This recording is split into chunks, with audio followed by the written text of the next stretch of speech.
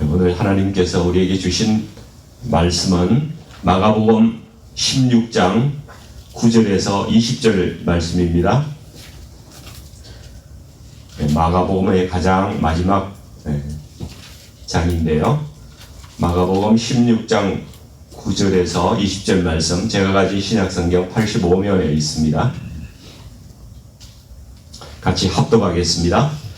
예수께서 안식 후 첫날 이른 아침에 살아나신 후 전에 7 귀신을 쫓아내어 주신 막달라 마리아에게 먼저 보이시니, 마리아가 가서 예수와 함께 하던 사람들이 슬퍼하며 울고 있는 중에 이 일을 알림해 그들은 예수께서 살아나셨다는 것과 마리아에게 보이셨다는 것을 듣고도 믿지 아니하니라.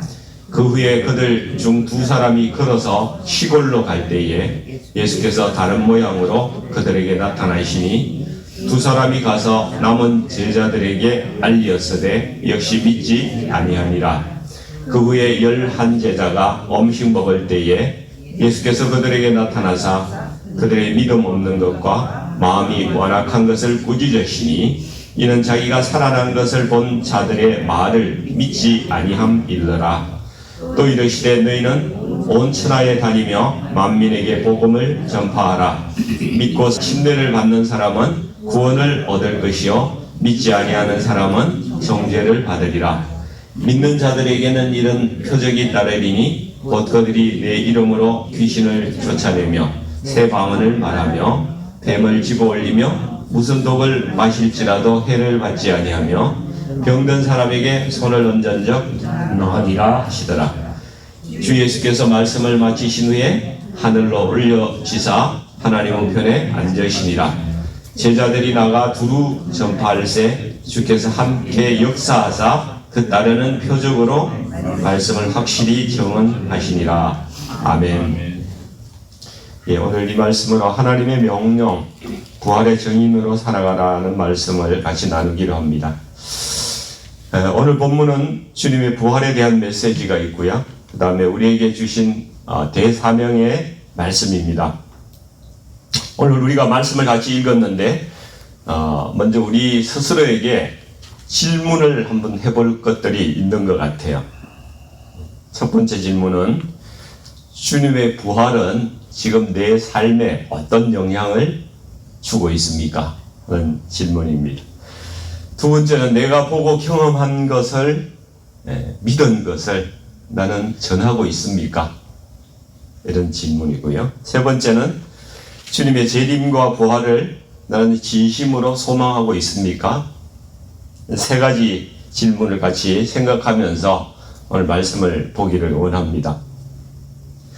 예수님은 이미 부활하셨는데 오늘 본문 10절에 보니까 예수와 함께 하던 사람들이, 제자들이 슬퍼하며 울고 있었다고 이렇게 말씀하고 있습니다. 대다수 사람들은 사람이 죽으면은 끝이라고 생각을 합니다. 사람들이 세상에서 아무렇게나 살아가는 이유는 죽음 이후에 어떻게 되는지를 모르기 때문입니다. 그래서 아무런 소망이 없기 때문에 현재의 자신의 삶을 귀하게 여기지 않고 살아간다는 것이죠.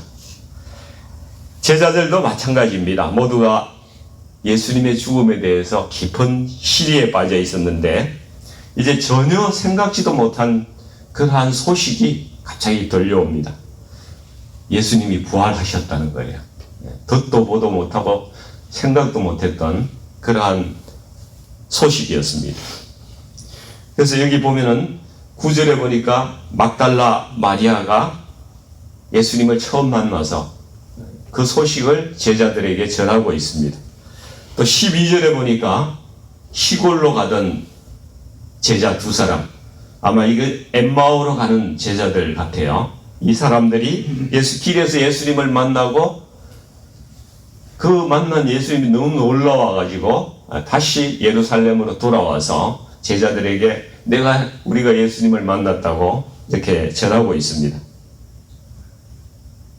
이 11명의 제자들, 사도들, 이 사람들은 이전에 주님으로부터 몇 번 내가 다시 살아날 거라고 말씀을 들은 적이 있었습니다. 있었지만은 설마 한 거죠. 설마.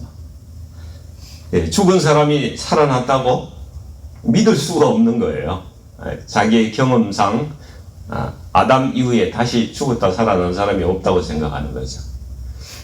나사로가 다시 살아난 것은 부활이 아닙니다. 그냥 회생이라고 그래요. 왜냐하면 나사로는 다시 살아나도 얼마 안 있어서 또 죽는 것입니다. 예, 주님의 말씀을 우리가 믿는다고 말은 하지만은 우리는 간혹 정말 그렇게 될까? 주님의 능력의 말씀을 보고도 그것을 잘 믿지 않고 이렇게 살아가는 우리의 모습들이 있습니다. 주님은 말씀이시잖아요. 예수님은 천지를 창조하신 말씀입니다. 말씀에 창조의 능력이 있고요. 변화시키는 능력이 있습니다. 그리고 만물을 통치하시는 능력이 있습니다. 병도 고치고 귀신도 굴복시키는 그러한 능력이 말씀에는 있습니다. 또 하나님의 말씀은 예리한 금과 같다고 말씀하시죠. 악한 것들을 다 베어버리고 물리치시는 그러한 능력이 있습니다. 그러나 우리 많은 그리스도인들이 주님의 이 능력의 말씀을 잘 경험하지 못하고 살아가는 것이 문제입니다. 왜 그렇겠습니까? 우리가 말씀을 믿지 않기 때문에 그런 거예요. 설마 하는 거예요. 이 일이 정말 내게 이루어질까? 이 약속의 말씀이 내 삶에 영향을 줄까? 확신하지 않기 때문에 그러는 것입니다. 말씀을 그리고 순종하지 않기 때문에 그렇습니다. 그리고 말씀을 붙들고 이 말씀대로 일어나게 해달라고 주장하면서 기도를 하지 않기 때문에 그렇습니다. 이제 오늘 본문에 보니까 주님께서 제자들에게 나타나는 말씀이 있죠.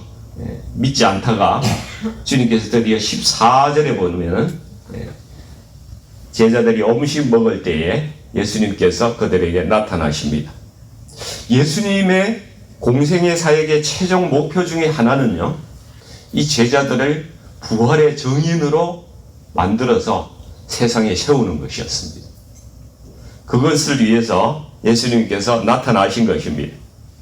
근데 예수님의 첫 반응이 제자들의 첫 반응이 어땠는지 아십니까? 마가복음에는 여기에 나오질 않는데, 누가복음 같은 데 보면은 어떻게 나오는가 하면은, 야, 귀신이다. 귀신이 나타났다. 서양말로는 유령, 고스트 이렇게 이야기를 하죠. 우리말로 하면 야, 귀신이다. 깜짝 놀란 거예요. 누가복음 24장에 보니까 예수님께서 그래서 어찌하여 두려워하며 어찌하여 마음에 의심이 일어나느냐. 내 손과 발을 보고 이 못자국 난 손과 발을 보고 나인 줄 알아라. 또 나를 만져봐라. 영은 살과 뼈가 없지만은 너희 보는 바와 같이 나는 있느니라. 나에게는 살과 뼈가 다 있다. 주님의 몸은 이 땅에서 인간으로 살아오셨던 삶의 모든 궤적이요, 그 몸에 같이 있으면서 부활하신 거예요. 그거 없이 그냥 완전히 엉뚱한 그러한 분으로 부활하신 게 아니란 말입니다. 왜냐하면 예수님은 이 땅에서 우리가 받는 모든 시험을 같이 받으셨거든요. 그리고 그것에 승리하신 분이십니다. 그래서 우리의 연약함도 다 아시고 우리를 도우실 수 있는 분이세요. 그분은 대제사장으로서 또 중보자로서 우리를 도우시기 위해서 이 땅에서 겪으신 모든 흔적을 그대로 가지고 부활을 하셨다는 거예요. 그 머리가 좀 잘 돌아가시는 분은 야, 이 땅의 모습이 그대로 아마 부활이 되는 거구나. 그 미리 성형을 좀 해둬야 되겠다. 이런 생각을 하실지도 모르겠습니다. 그렇지만은 외모보다는 우리의 좀 더 거룩한 흔적, 거룩한 내면과 거룩한 흔적으로 우리가 부활을 더 해야 되지 않겠습니까? 그러나 죽음 이전하고 예수님의 그 부활은 분명히 달라지신 것도 또 있습니다.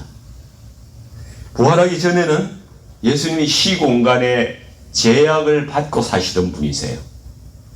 그러니까 예수님은 졸리시고 시장하시고 육체적인 한계도 다 느끼시고 가고 오고 하는 그러한 글로 표현이 되어 있죠.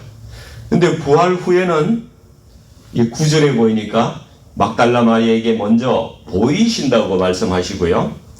12절에도 보니까 나타나셨다고 말씀하고 있어요. 14절에도 나타나사, 그리고 갑자기 문이 닫힌 방 안에도 예수님께서 나타나십니다. 또 오늘 본문의 19절에 보시니까 하늘로 올려지사 하나님 우편에 앉으셨다고 말씀합니다. 이게 무슨 말씀입니까? 이 부활하신 예수님의 그 몸은 시공간을 그 제약을 전혀 받지 않는 그러한 몸으로 부활하셨다는 것이죠. 우리가 살고 있는 이 시공간에 계실 수도 있고 그 시공간을 초월해서 존재하실 수도 있는 그러한 신비한 몸으로, 우리가 잘 이해할 수 없는 그러한 몸으로 부활을 하셨다는 것입니다.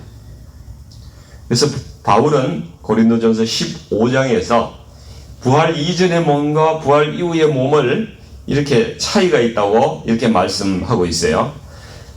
썩을 것으로 심고 썩지 아니할 것으로 다시 살아나며, 욕된 것으로 심고 영광스러운 것으로 다시 살아나며, 약한 것으로 심고 강한 것으로 다시 살아나며, 육의 몸으로 심고 신령한 몸으로 다시 살아나나니 육의 몸이 있은즉 또 영의 몸도 있느니라.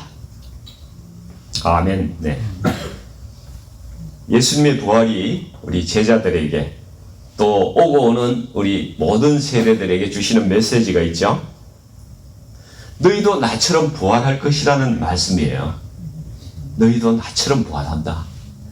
시공간을 넘어서 너희도 자유를 누릴 것이고 또 죽음의 한계를 뛰어넘는 몸으로 너희도 부활할 것이다. 너희는 죽음을 두려워하지 말아라. 내가 승리한 것처럼 너희도 죽음을 이기고 승리할 것이라는 말씀입니다. 그래서 너희는 네 앞에 있는 모든 어떠한 어려움과 어떠한 문제라도 그걸 두려워하지 말고 이 부활의 신앙, 부활의 믿음을 가지고 담대하게 용기 있게 그렇게 살아라. 이 말씀을 우리에게 주고 계신 거예요. 그 다음에 제자들에게 대사명의 말씀을 주시죠. 15절 16절 말씀을 같이 한번 읽어보겠습니다. 또 이르시되 너희는 온 천하에 다니며 만민에게 복음을 전파하라. 믿고 침례를 받는 사람은 구원을 얻을 것이요 믿지 않는 사람은 정죄를 받으리라. 아멘. 이전에 제가 직장생활 할 때는 이 사장님의 지시를 이렇게 받으면은 그것을 기한 내에 하려고 뭐 정신없이 이렇게 일을 그 일정에 맞추려고 엄청 노력해서 일을 했습니다. 근데 이 하나님의 명령을 받았는데 내가 지금 보니까 엄청 소홀하게 이렇게 생각하고 살아가고 있는 모습이 있더라고요. 참 부끄러웠습니다. 어제 우리 주전도사님이 참 은혜로운 설교를 해주셨는데요. 예수님의 무덤 앞에 있는 돌문이 그 부활하신 예수님에게는 아무런 장애가 되지 않는 그러한 돌문이었다는 것이죠. 오히려 사람들이 그 부활을 확인하는데 장애가 되기 때문에 그것을 치워줬다고 그렇게 말씀을 해주셨어요. 제가 이 말씀을 들으면서 저는 나사로의 무덤이 생각이 나더라고요. 나사로의 무덤이 굴이었는데 그 굴 앞에는 역시 돌로 이렇게 막혀져 있었어요. 사실은 세상 사람들은 다 무덤 안에서 이렇게 죽어서 썩어가고 있는 나사로들이라고 생각이 됩니다. 그 나사로들을 살리려고 주님이 무덤 앞에 오신 거예요. 주님은 하나님이십니다. 주님께서 나사로야 나오라 이 말씀을 하시면은 죽은 자도 살아나고 악한 질병도 떠나가고 귀신도 떠나가게 하는 모든 만물이 복종하는 그러한 능력의 말씀이라는 것입니다. 그런데 주님께서 죽은 나사로를 살리기 전에 주위 사람들에게 하라고 말씀하시는 것이 있어요. 그것이 무엇이겠습니까? 돌을 옮겨 놓으라는 말씀이에요. 너희가 돌을 옮겨 놓아라. 이 복음을 전하는 일도 마찬가지입니다. 믿지 않는 사람들은 마음에 돌문을 굳게 하나씩 다 이렇게 닫고 살아가는 사람들이라는 것이죠.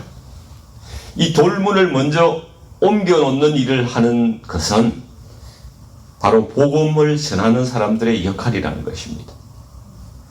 하나님의 말씀이 들리기까지 우리가 그분들을 도와주고 섬기고 사랑해 주어야 그 돌문을 조금씩 이렇게 열게 되고 결국 하나님의 그 생명의 말씀이 들리기 시작한다는 것입니다.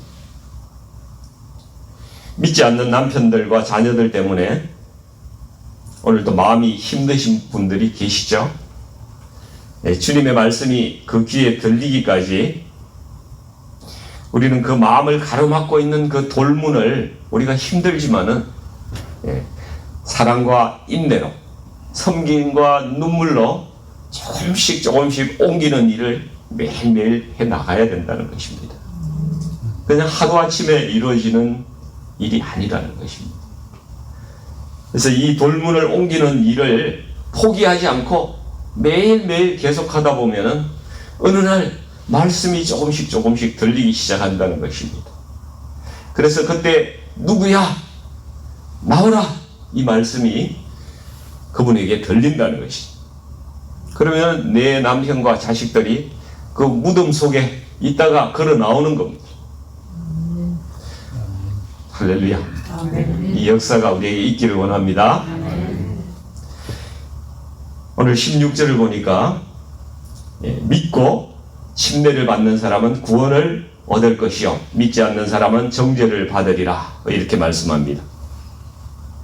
사람이 마음으로 예수님을 믿고 또 외적으로 그 믿음을 이렇게 시인하는 고백을 함으로써 구원에 이르는 것입니다. 이 침례는 나의 믿음을 고백하는 일이기도 하고 또 거듭남을 상징하는 그러한 일이기도 합니다. 물속에 잠기는 것은 나의 자아가, 그죠? 이 자아라는 게 우리의 욕심, 그 다음에 정욕이잖아요. 이것이 죽는 것이고 다시 물속에서 일어나는 것은 이제 내가 새로운 사람으로 거듭나고 이제 부활의 소망으로 살아갈 것을 이렇게 상징하는 그러한 예입니다. 이때 하나님께서 믿는 자에게 또 놀라운 일을 함께 행하시죠. 그것은 성령께서 믿는 자에게 인을 치시는 일입니다. 우리가 믿고 이게 침례를 받을 때 성령께서 우리에게 인을 치신다. 인을 친다는 것은 도장을 찍는다는 말씀입니다. 도장을 찍는 거. 이제 너는 내 것이라 하는 도장을 찍는 거예요. 그래서 이제 하나님의 소유라는 하나님께서 약속하시는 도장을 찍어 주셔서 그 구원을 확실하게 보장해 주신다는 겁니다. 에베소서 1장 13절 14절이 이렇게 말씀하죠. 그 안에서 너희도 진리의 말씀 곧 너희의 구원의 복음을 듣고 그 안에서 또한 믿어 약속의 성령으로 인치심을 받았으니 이는 우리 기업의 보증이 되사 그 얻으신 것을 속량하시고 그의 영광을 찬송하게 하려 하심이라. 약속의 성령으로 인치심을 받는다고 말씀을 하고 있습니다. 이게 세상에 살다 보니까 참 바쁘고 또 뭐 중요하게 느껴지는 그러한 일들이 참 많이 있습니다. 저도 이전에 한 30년을 직장생활 하면서 전부 다 중요한 일을 한 것 같아요. 제가. 중요한 일을 한 것, 그때는 그렇게 생각하고 했는데 지금 돌아보니까 아무것도 기억나는 게 없어요. 뭘 했는지, 무슨 의미 있는 일을 했는지 남는 것이 아무것도 없더라는 이야기입니다. 물론 아예 의미가 없지는 않겠죠. 지금까지 살아온 토대가 된 거니까. 돌아봐도 그것이 가치 있는 일이다 생각나는 게 없더란 생각입니다. 근데 이 복음 전파는 누군가의 영생과 영벌이 걸린 문제 아닙니까? 그러니까 주님의 관심은 오직 영혼을 구원하는 일에 있는 거예요. 이것은 온 우주적인 문제고 영혼의 이슈라는 거죠. 너무나 중요한 문제인 것입니다. 우리가 정말 복음을 전파하는데 온 힘을 다하는 우리가 되기를 원합니다. 우리 17절, 18절 말씀 보니까 믿는 자에게 이런 표적이 따른다고 말씀하고 있습니다.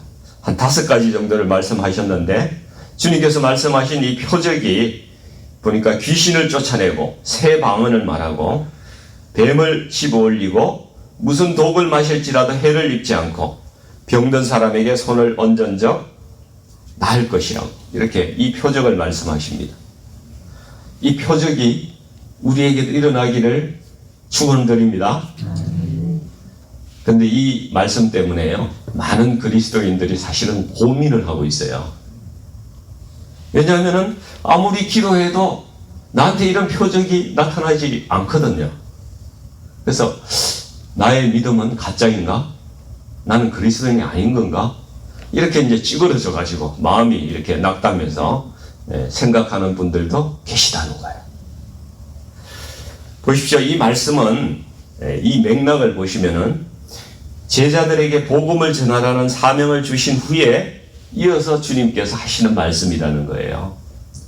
그러니까 이것은 제자들이 나가서 예수님의 십자가와 부활을 증거했을 때에 그 복음이 진리라는 것을 이 표적으로 확정해 줌으로써 복음을 들은 자의 믿음을 견고하게 해줄 필요가 있을 때에 이 표적을 내가 너희에게 주겠다는 말씀이에요. 그러니까 이 표적은 모든 믿는 자에게 어느 때나 항상 준다는 말씀은 아니라는 것입니다. 이 표적은 주로 복음 전도의 현장에서 이러한 표적이 허락되는 겁니다. 그렇다고 모든 복음 전도의 현장에서 또 이 표적이 나타나는 것도 아니라는 것을 알아야 된다는 것입니다. 이 표적은 하나님께서 필요하다고 판단하실 때에 가장 적합한 방법으로 주시는 그러한 표적입니다. 이 표적이라는 것은 특별한 목적이 있을 때에 하나님께서 주시는 사인이라고 이렇게 이해를 하시면 되겠습니다. 그래서 본문 20절에 보니까 제자들이 나가 두루 전파할 새에 주께서 함께 역사하시고 그 따르는 표적으로 말씀을 확실히 증거하시니라 이렇게 나와 있죠. 이 초대교회 시대는 정말 환난과 핍박의 시대였습니다. 그렇기 때문에 강력한 표적이 나타나지 아니하면은 전도하는 사람들도 넘어지고 복음을 듣는 사람들도 쉽게 믿을 수가 없는 그러한 환경이었다는 것이죠. 그래서 주님께서 강력하게 표적을 부어주신 것입니다. 요즘도 이러한 표적이 강하게 나타나는 곳은 핍박받는 그러한 땅이라는 것입니다. 북한 땅에도 이러한 이러한 표적이 나타나고요. 특히 무슬림을 전도하는 데에는 이러한 표적이 없이는 사실 믿기가 어려운 것입니다. 그래서 그러한 표적이 많이 나타나는 것을 이렇게 보고되고 있습니다. 그래서 우리가 믿고 기도해도 이런 표적이 나에게 나타나지 않는다고 전혀 고민할 필요는 없습니다. 아멘? 네. 중요한 것은 표적이 아니라 복음을 전파하고 복음이 증거되는 그 일이 중요한 것입니다. 표적을 따라 사는 것은요, 주님께서 엄론하는 것이라고 말씀하셨어요. 표적만 따라서 사는 것은 매우 위험한 것입니다. 말씀이 전파되고 복음이 전파되지 않는다면 그 표적은 의미가 없는 것입니다. 마치 무당이 짝짓하는 거 보고 좋아가지고 따라다니는 사람하고 같다는 것입니다. 우리가 주의해야 합니다. 그러나 주님께서 우리 모든 믿는 자에게 주시는 권능이 있다는 것입니다. 사도행전 1장 8절에 주님께서 이렇게 말씀하셨어요. 오직 성령이 너희에게 임하시면 너희가 권능을 받고 예루살렘과 온 유대와 사마리아와 땅끝까지 이르러 내 정인이 되리라. 이렇게 말씀하셨습니다. 예수님을 믿고 성령을 받은 사람은 누구나 권능을 받습니다. 이것이 어떤 권능이겠습니까? 이 권능은 이 표적하고는 다른 겁니다. 너무나도 귀한 그런 권능인데, 이거는 환난과 핍박 속에서도 이 세상과는 다른 신령한 삶의 방식으로 살아갈 수 있는 힘과 용기를 준다는 것입니다. 그것이 우리에게 주시는 권능입니다. 그리고 세상에서 환난을 당해도 예수님의 권세를 의지하여서 재물과 번영이라는 이러한 세상의 유혹과 권세에 굴복하지 않고 오히려 그것을 이기는 힘이 바로 권능이라는 것입니다. 세상 사람들이 스데반을 돌로 칠 때에 스데반이 어떻게 이야기했습니까? 주 예수여 나의 영혼을 받으시옵소서. 그리고 주여 이 죄를 저들에게 돌리지 마옵소서. 자기 원수를 용서하고 오히려 사랑할 수 있는 용서, 관용, 이렇게 이것을 할 수 있는 능력이 주님이 주신 권능인 겁니다. 원형 경기장에서 맹수에 물려 죽는 사람이 오히려 주님을 찬송하면서 이렇게 죽어가는 이 거룩한 힘이 어디서 나오겠습니까? 주님이 주신 권능입니다. 바울이 이렇게 이야기하죠. 비전에 처할 줄도 알고 풍부에도 처할 줄도 알아. 모든 일, 곧 배부름과 배고픔과 풍부와 궁핍에도 처할 줄 아는 일체의 비결을 내가 배웠다. 이것이 권능입니다. 그래서 바울은 내게 능력 주시는 자 안에서 내가 모든 것을 할 수 있느니라, 이렇게 말씀한 겁니다. 이 제자들은 부활의 확신과 성령의 권능을 받고 온 세상에 흩어져서 이렇게 순교하기까지 복음을 전했죠. 더 이상 이들에게 죽음이 두려운 것이 아니었어요. 이것이 부활의 믿음입니다. 부활의 능력입니다. 또 부활의 소망입니다. 우리가 세상에 흩어져 복음 전하다가 다 순교하라 이렇게 말씀드리는 거 아니에요. 부담감 느끼지 마세요. 부담감을 느끼면 그것은 거룩한 부담입니다. 우리의 삶이 현재의 모든 고통과 어려움을 뛰어넘는 그러한 권능을 하나님께서 허락하셨다는 것입니다. 그걸 붙들고 살아가라는 말씀을 지금 드리는 것입니다. 그래서 부활의 소망으로 현재를 넉넉히 이기는 우리가 되기를 원하고요. 예수님은 우리 앞에 있는 문제를 두려워하지 말아라. 그 문제를 바라보지 말고 더 큰 주님을 바라보고 부활의 소망을 바라보고 너희가 살아가라고 오늘 우리에게 말씀하시는 것입니다. 오늘 이러한 성리가 우리에게 있기를 원합니다. 부활의 신앙으로 주님께서 기억하실 만한 오늘 하루를 또 주님 앞에 올려드리는 저와 여러분이 되시기를 주님의 이름으로 축원드립니다. 같이 기도하겠습니다. 아버지 하나님, 저희가 부활의 소망으로 살아가게 하여 주시옵소서. 주님께서 주신 이 권능으로 이 세상을 이기며 살아가게 하여 주시옵소서. 우리의 현재의 삶과 형편이 어떠하든지 간에 부활의 소망으로 저희가 넉넉히 이기게 하여 주시고 인내하면서 주의 말씀을 순종하여 행하고 또 승리하는 저희들 될 수 있도록 저희와 함께하여 주시옵소서. 부활의 신앙이 우리의 삶 속에서 주님을 경험하며 그렇게 동행하는 삶으로 나타나게 하여 주시고 주어진 삶 가운데 저희가 복음 전하면서 주님을 따라가는 저희들 되게 인도해 주시기를 원합니다. 아버지 하나님, 저희 가운데 마음에 그늘이 있는 분들이 있습니다. 아버지, 육신이 약하여 질병 가운데 아파하며 하나님께 간구하는 하나님 지체들도 있습니다. 아버지 하나님, 이분들 주님께서 위로해 주시고 주께서 소망을 주셔서 그 소망으로 역사하며 하나님 용기를 가지고 담대하게 살아가는 하나님 저희들 지체들 저희들 다 될 수 있도록 인도해 주시옵소서. 오늘도 부활하셔서 살아계시며 우리와 함께 하시는 예수님의 이름으로 간절히 기도드리옵나이다. 아멘.